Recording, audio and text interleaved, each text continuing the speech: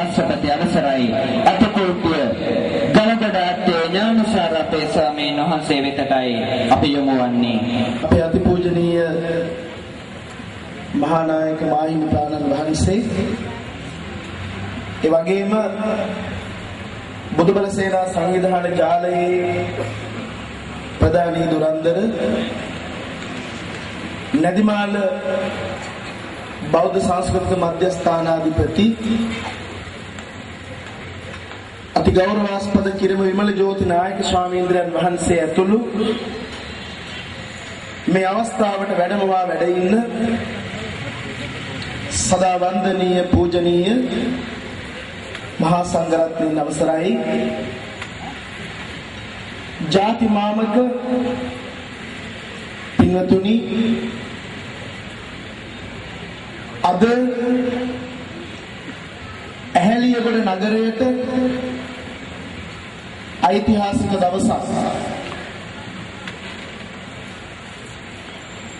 විශේෂයෙන් සංවිධානයක් හැටියට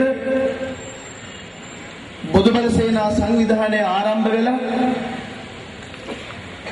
මේ රටේ නිර්වින්දනය වෙලා හිටපු තමන්ගේකම පිළිබඳ අදහසක් නැතුව තමන්ගේ මාතෘ භූමිය පිළිබඳ අදහසක් කල්පනාවක් නැතුව නිදි කිරා වැටෙන ඒ වගේම පෞරුෂය බිඳ වැටුණු ජාතියක් අපි හමුවේ ප්‍රදර්ශනය වෙන මොහොතක ඒ නිදිබර ගතිය අතහැරලා නිර්වින්දනය වුණු මිනිස්සුන්ට යම් උත්තේජනයක් සපයලා මේ රට ගැන ජාතිය ගැන තමන්ගේ සමය පිළිබඳ ගෞරවය උපන් බිම පිළිබඳ ආදරය අපේ ඊළඟ පරම්පරාව පිළිබඳ සුරක්ෂිතතාවයක් ඇති කරන වැඩපිළිවෙල ආරම්භ කළා.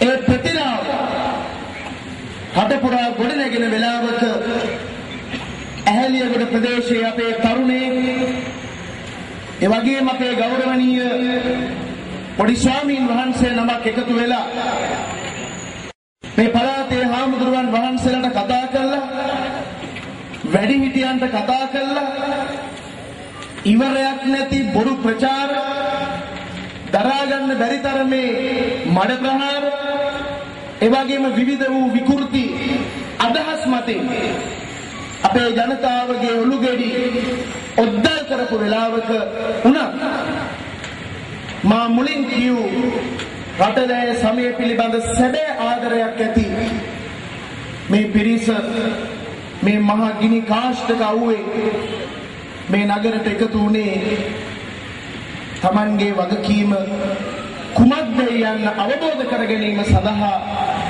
මේ දේශන වලින් දැනුම්වත් වෙන්න අවබෝධයක් ලබන්න. ඒ අනුව මේ මහා උකාෂ්ඨකේ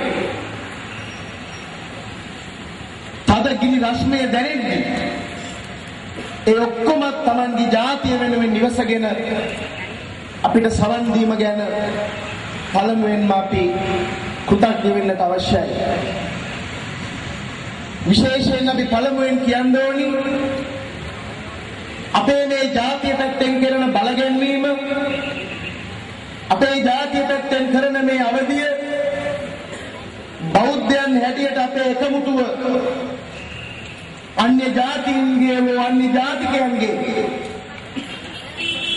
භීතිය ඇති නොකරගත යුතුයි.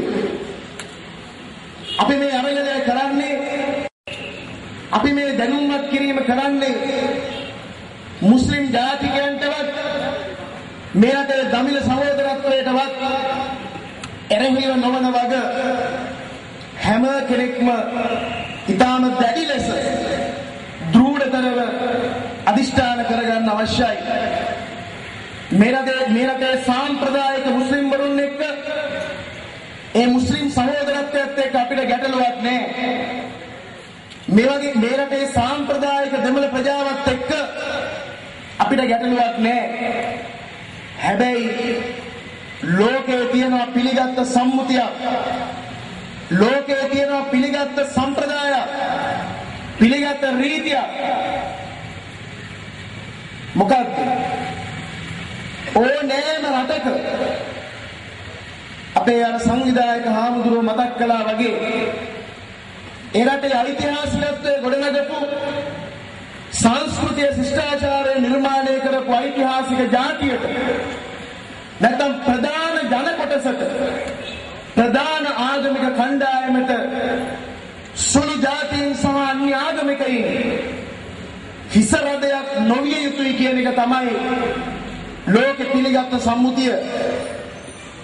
ප්‍රධාන ජාතියට ප්‍රධාන ආගමට ඒ ආගම් සහ ප්‍රධාන පුරේෂභාවයේ නියෝජනය කරන පිරිසට අන් කණ්ඩායම් වල බලහත්කාරය ඔවුන් ඇති කරන ආතතිය නොකළ යුතුයි කියන එකයි ලෝක සම්මුතිය. ඒ නිසා මේ රටේ අද බෞද්ධයෝ හැටියට අපි එක පැත්තකින් අනතුරකට මුහුණ දීලා ඉන්නවා. ඒ අනතුර මේ රටේ දේශපාලනඥයින්ට පේන්නේ නැත්තම් ඒ අනතුරින් බෞද්ධයන් ගලවා ගන්න නීති අනපනත් නිසි කාලට නිර්මාණය කරගන්නේ නැත්නම් මේ රටේ ඓතිහාසිකව භික්ෂුවට පැවරිච්ච වගකීම ඉදිරියට අරගෙන අපිට සිද්ධ වෙනවා නීති නැත්තම් නීති හදන්න මේ බෞද්ධයන්ව ආරක්ෂා කරන වැඩපිළිවෙල වහවහ ආරම්භ කරවු කියන ඒ ඉල්ලීම ඒ පණිවිඩය අපි ආණ්ඩු කරන නැත්තන්ට මෙත්සිටින් කියලා දෙන්න ඕනි. ඒක හාමුදුරුවෝ මතක් කළා වගේ අද මේ රට නිර්මාණය කරපු සංස්කෘතිය ශිෂ්ටාචාරය නිර්මාණය කරපු අපේ මව්වරු එක අතකින් වන්ද්‍යාකරණයට ගොදුරු වෙලා බෞද්ධයන් හැටියට මේ රටේ බෞද්ධයෝ මුහුණ දිය නොහැකි තරම් පරාජය කළ නොහැකි තරම් වේගයකින් විවිධ වූ අන්තවාදී ක්‍රිස්තියානි මූලධර්ම වාදයකට බෞද්ධ හැටියට ගොදුරු වෙලා ඉන්නවා. අපි දන්නවා රටක් හැටියට ගත්තොත් අවුරුදු 30ක් අපි ම්ලේච්ඡ ත්‍රස්තවාදයක් නිසා බැටකාපු ජාතියක් මේ රට තුල නිර්මාණය වෙන්න ඉඩ නොදී අදම අපි වැටපවුරු නිර්මාණය කරගත යුතු වෙනවා. ඒ ත්‍රස්තවාදී උවදුරු වලින් බෙදුම් වාදයේ අඳුරු සෙවණෙලි වලින් මේ රට මුදව ගන්න පෙරදා කළා වගේම අද අපේ හාමුදුරුවරුන්ට තමන්ගේ ප්‍රජාවත් එක්ක ඉදිරියට වඩින්නට වෙනවා. ඒක හැම තැනකම හොර රහසේ ක්‍රියාත්මක වෙන බව අපි දන්න බව නිර්භයව කියන්න ඕනි. ඒක රටක් හැටියට අපේ යුතුයකම වෙනවා. ඒ නිසා අපි අද ඇහැලියගොඩ නගරයේදී මේ ඓතිහාසික සමුළුවේදී අපි තීන්දුවක් ගන්න ඕන. මේ මිනිස්සු අපි කවුරුත් තමන්ගේ හදවතේ ස්වයං අධිෂ්ඨානයක් ඇති කරගන්න ඕන. මාතෘ භූමියට හිනකටින්න මොනම බලවේගයකටවත් මොනම අන්තවාදී කල්ලි කණ්ඩායමකටවත් ඉඩ නොදී බිඳ වැටුණු ජාතියේ පෞරුෂය ගොඩනගාගෙන ඒ වගේම නිදි කිරා වැටිමින් හිටපු අපි ඒ නිදිබර ගතිය අතහැරලා අවදියෙන් දුටු ගැමුණු කෙනෙක් හැම කෙනෙකුගේම පපුවේ පළපැදියම් කරගෙන මේ හැම අම්ම කෙනෙක්ම හදන දුවාලගේ සිත්තල විහාර මාතාවක් විහාර මහා දේවියක් ජනිත කරගෙන අපි අද පටන් වැඩ කරන්න අදිෂ්ඨාන කරගත යුතුයි. මාමුලින් මතක් කළා විශේෂයෙන්ම අපි දන්නවා මේ ඇහැලියගොඩ ඉඳලා රත්නපුරේ දිහාවට යනකොට ලදරු පාසල් හරහා වෙන්න පුළුවන්. ඒ වගේම වෙනත් ප්‍රජා සේවාවන් හරහා වෙන්න පුළුවන්. අද විශාල වශයෙන් අපේ බෞද්ධ දරුවන් ඉලක්ක කරගෙන ධනෙ ඇති නැති කියලා ભેදයක් නැතුව දුප්පත් පොහොසත් ભેදයක් නැතුව අපේ මිනිස්සුන්ව හරිම වේගයෙන් අන්‍යාගමිකකරණය කරනවා. ඒ විතරක් නෙමෙයි අපේ Hindu අහිංසක දෙමළ ප්‍රජාව හැම තලයකම ඉඳලා අද පීඩනයට පත් වෙලා තියෙනවා මේ ප්‍රදේශවල ආගමික බලහත්කාරය නිසා.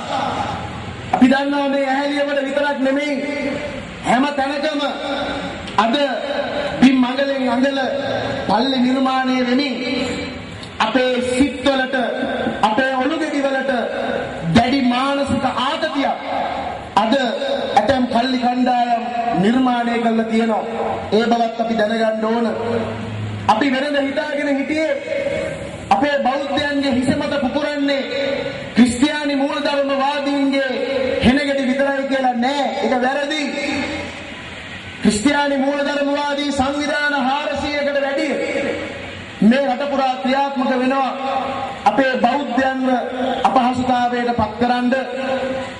අද බෞද්ධයෝ ලෝකයේ හමුවේ විහිළුවක් බවට පත් කරලා තියෙනවා විවිධ වූ කල්ලි කණ්ඩායම්ගේ ක්‍රියාකාරීත්වයන් හරහා.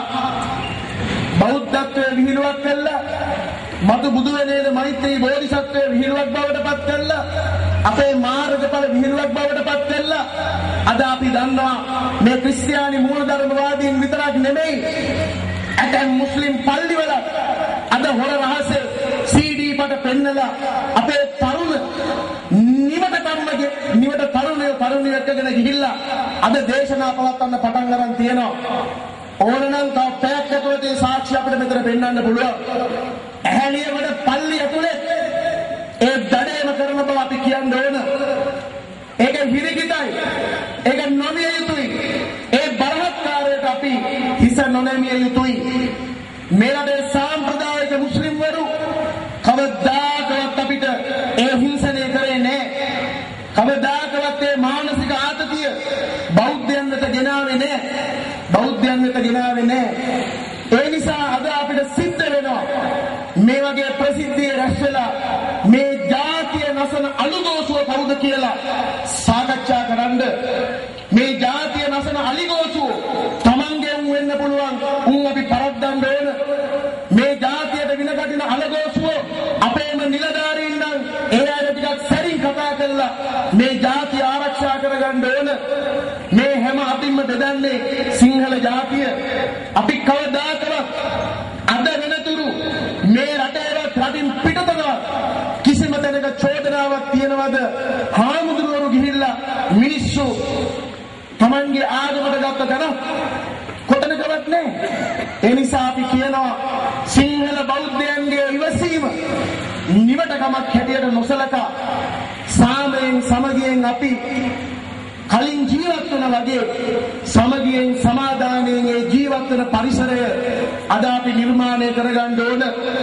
ඒ වගේම අපේ ආරක්ෂක අංශවල පොලිසියේ මහත්තුරු විශේෂයෙන් අපි කියන්න ඕන සමහර විට මේ සිංහල බෞද්ධයෝ එකතු වෙනකොට ඇතැම් විට බය වෙනවා. එක්ක බොරු ප්‍රචාර අරිනවා. එහෙම අවශ්‍යතාවයක් නැහැ. එහෙම කිසිම අවශ්‍යතාවයක් නැහැ. අපේ මේ බලගැන්වීම ආයුධ අතට ගන්නවත් එහෙම නැත්නම් මේ ප්‍රජාව ප්‍රචණ්ඩත්වයට යොමු කරන්නවත් එහෙම නැත්නම් වෙනත් විදියක කලබගෑනියක් ඇති කරන තැනට පත් කිරීම නෙමෙයි අපේ අභිප්‍රාය. පෞරුෂයක් නැතුව බිඳ වැටිලා ඉලක්කයක් නැතුව නන්නත්තර වෙලා ගංජ ටිකටයි මත්ද්‍රව්‍ය ටිකටයි හුරු වෙලා තරුණ වියේදීම කසිප්පු ටිකක් ගහගෙන විනාශ වෙන යන අපේ උන් ගැන කතා කරන්න අපේ ඉදිරිපත් වෙන්නේ නැත්තම් යුරෝපෙන් ඒරෙප්පෙන් එහෙම නැත්නම් වෙන කොහෙන්වත් එන්නේ නැති වගේ අපේ උන් දැනගන්න ඕන. ඒ නිසා අපි දන්නවා අද මේ ජාතිය නසන අනුගෝසුව හැම තැනකම අධ්‍යාපනයේ ඉන්න ඉහළ අය මේ ජාතිය අනුගෝසුව වෙලා ඉන්නවා. ඉස්කෝලයක් නේ අපේ දරුවෙකුට ඉස්කෝලේකට දාගන්න ගියාම කප්පන් ගෙවන්න වෙලා. ඇයි මේ සත්‍ය අපි කතා කරන්නේ නැත්තේ? මොකද අපි ඒකට දීන වෙන්නේ? ඇයි අපි ඒකට බය වෙන්නේ? අපි අපේ අයිතිය අපේ උරුමය පිළිබඳ අපි කතා නොකර හන්දිවල තැන් ගානේ ආණ්ඩුවලට බැන දෙස්තෝල් තිය එහෙම නැත්නම් වෙනත් විකල්ප අදහස් කරන පිරිහුණු දේශපාලන පක්ෂ මත ගිහිල්ලා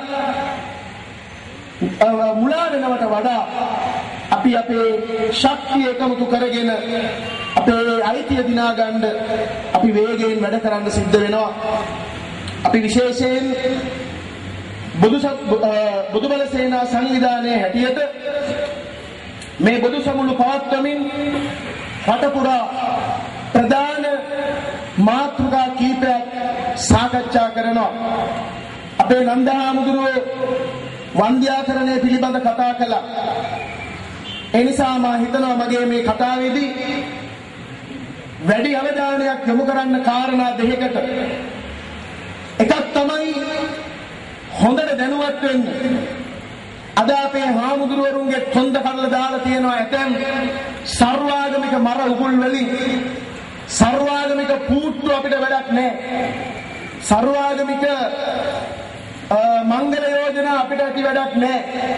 මේ සර්වාගමික කතන්දර ඇතුලේ අපි සම්පූර්ණයෙන්ම අද විනාශ භාවයට පත් කරලා තියෙනවා. හාමුදුරුවරුන්ගේ උජුපටිපන්න භාවය වෙනුවට උන්වහන්සේලා යදින්නන් බවට පත් කරලා තියෙනවා මේ සර්වාගමික සංකල්ප වලින්. ඇයි අපි එහෙම කියන්නේ? මංගුලින් මතක් කළා මේක හොඳට හිතට ගන්න ඕන විශේෂයෙන් මේ ඇහැලියගොඩ බොහෝ විට වතු ජනපද තියෙනවා, ගොවි කර්මාන්තය තියෙනවා, වෙනත් වැවිලි බෝග එක්කලා ජීවිතේ ගැට ගහ ගන්න ප්‍රජාවක්. ඒ වගේම හැම තලයකම දැන උගත් මිනිස්සු සේම අතිශය දරිද්‍රතාවන්ගෙන් පෙළෙන ප්‍රජාවක් ඉන්න ප්‍රදේශයක්. ඒ නිසා අපි මේ දැනුවත් කිරීම කරන්න අවශ්‍යයි. අපි දන්නවා වෙනදා ලදරු පාසල කරන්න ප්‍රමුඛතාවය ලැබුණේ පන්සලේදී. අද වර්ල්ඩ් විෂන් වගේ ආයතන අපේ ගම්බිම් වලට ඇවිල්ලා පන්සලේ තිබිච්ච ඒ ශක්තිය, ඒ හාමුදුරුවන්ගේ තිබිච්ච ශක්තිය දියකර හරින්න ඒ ගමේම තෝරගන්නවා යමක් කරන්න පුළුවන් කෙලිකාරේ. ඒ සංවිධානය එන්නේ පන්සලේ තිබිච්ච හයිය නැති කරනවා. එහෙම නැත්නම් ඉරිද උදේ දහම් පාසල පවත්වන වෙලාවේ තමයි ප්‍රජාශාලාවේදී ඒ සමිති සමාගම් පවත්වන්නේ. ටිකෙන් ටික දිය කර හරින්නේ මේ සිංහලයත් බෞද්ධයත් අතර තියෙන දැම්ම නේද? මේක අපිට තේරෙන්නේ හුඟක් ඈතට ගියාට පස්සේ. අද ආනමඩුව වගේ ප්‍රදේශවල අපිට පේනවා ඉතාම නරක විදියට බෞද්ධයෝ, සමහර බෞද්ධයෝ භික්ෂුවක් දැක්කත් බස් එකේ සීට් එකෙන් නැගිටින්නේ නැහැ. සමහර බෞද්ධයෝ බුද්ධ පූජාව ටිකක් කියන්නේ නැහැ. පොලිසියේ නීතියක් නැහැ අදටත් ක්‍රියාත්මක කරන්න. අපේ ගමට එනවා, අපේ සිටීමේ නිදහසට බාධා කරනවා, අපේ සංස්කෘතික හර පද්ධතියට අනවශ්‍ය දේවල් එකතු කරනවා, බුද්ධ ධර්මයේ විකෘති කරනවා. ඒ විකෘති අදහස් වලින් අපේ බෞද්ධයෝ සම්පූර්ණයෙන්ම අවුලට පත් කරනවා. අනේ මහත්තයෝ මේකට පිළිසරණක් වෙන්න, අනේ මහත්තයෝ මේකට නීතිය ක්‍රියාත්මක කරන්න කිව්වට අපේ පොලිසිය නිලධාරී මහත්වරු අසරණයි. ඇයි? ආගමික නිදහස ලෝකේ කොහෙවත් නැති මහා පුදුම ආගමික නිදහසක් තියෙන රට මේක. ලෝකේ කොහෙවත් මේ වගේ ආගමික නිදහසක් නැහැ. අපේ සාම්ප්‍රදායික මුස්ලිම් ජනතාව ටිකක් අන්තර්ජාලයට ගිහිල්ලා හෝ මැද පෙරදිගේ ඉන්න තමන්ගේ හිත මිත්‍රාදීන්ගෙන් අහලා බලන්න මේ රටේ තරම් ආගමික නිදහස පාකිස්තානේ, අෆ්ගනිස්තානේ, එහෙම නැත්නම් බංග්ලාදේශේ මේ කලාපේ කොහෙවත් තියෙනවද කියලා නෑ. එහෙම ආගමික නිදහසක් නෑ කොහෙවත්. නමුත් මේ රටේ අපි කවුරු හින්දු, බෞද්ධ, ඉස්ලාම්, හැම කතෝලික, ක්‍රිස්තියානි මේ හැම කෙනෙක්ම ඉතාම සහජීවණයෙන් ඉන්නවා සියවස් ගණනාවක් තිස්සේ. හැබැයි ඒ සමගියට බාධා කරන්න, ඒ සමගිය දෙකඩ කරන්න, අපේ විනාශ කරන්න මේ සාම්ප්‍රදායික මුස්ලිම් වරුන් ළඟට අද ඉතාම දරුණු විදිහේ අන්තවාදයක් ක්‍රියාත්මක වෙලා ඉවරයි. බුදුබල සේනා සංවිධානයේ හැටියට අපේ පළමුවෙනි වගකීම තමයි මේ රටේ සාම්ප්‍රදායික මුස්ලිම් වරු අපි ආරක්ෂා කරගන්න ඕන. ඒ සාම්ප්‍රදායික මුස්ලිම් සහෝදරත්වය විනාශ කරන්න අපේ සාම්ප්‍රදායික මුස්ලිම් මිනිස්සුන්ගේ දරුවන්ගේ අත්වලට ආයුධ දීලා වහාබි සලාෆි වගේ මතවාද වලින් සාම්ප්‍රදායික මුස්ලිම් ප්‍රජාවගේ දරුවෝ අන්තවාදී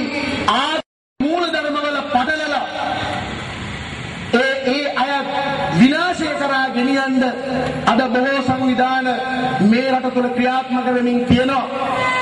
ඒක ඇත්තක්. ඒක බොරුවක් නෙමෙයි. ඒ ඇත්ත අපිත් එක්ක සියවස් ගණනාවක් ඉන්න මුස්ලිම් සහෝදරත්වයට කියලා දුන්නේ නැත්තම් ඒක මහජාතිය හැටියට අපේ බරපතල වැරද්දක් බවට පත් වෙනවා. ඒ නිසා මේ රටේ විශේෂයෙන් මුර දේවතාව හැටියට කුල දේවතාව හැටියට අපේ පරම වගකීම තමයි ඒ මුස්ලිම් සහෝදරත්වයට සාම්ප්‍රදායික මුස්ලිම් සහෝදරත්වයට මෙහි තියෙන බැලෑරුම්කම කියා දෙන එක.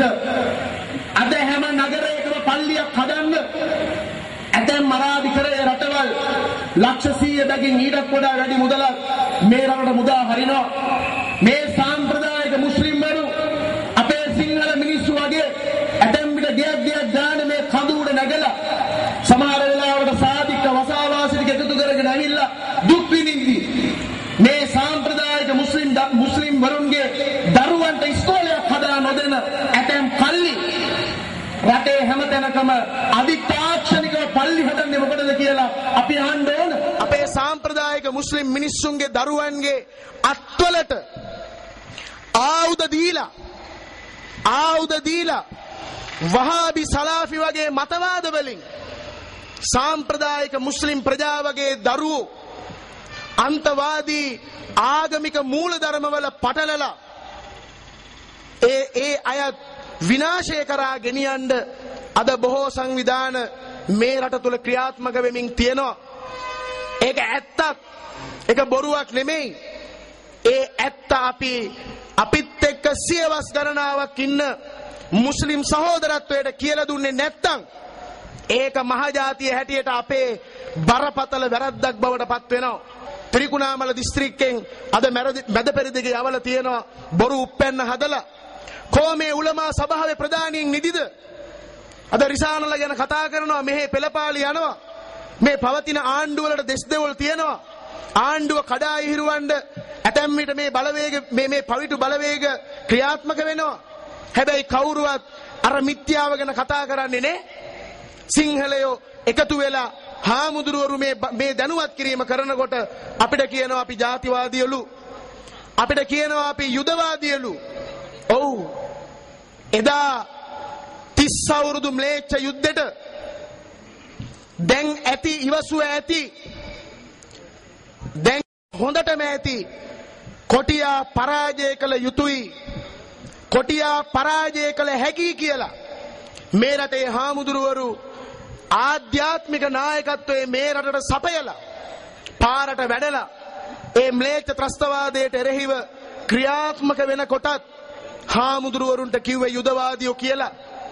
එදත් හාමුදුරුවරුන්ට කිව්වේ මේවා හාමුදුරුවරුන්ට ගැලපෙන්නේ නැහැ. බුද්ධාගම කියලා කියන්නේ හරිම අවිහිංසාවාදී උපාසක බලල්ලු ටිකක් වගේ ඉන්න ඕන જાතියක්.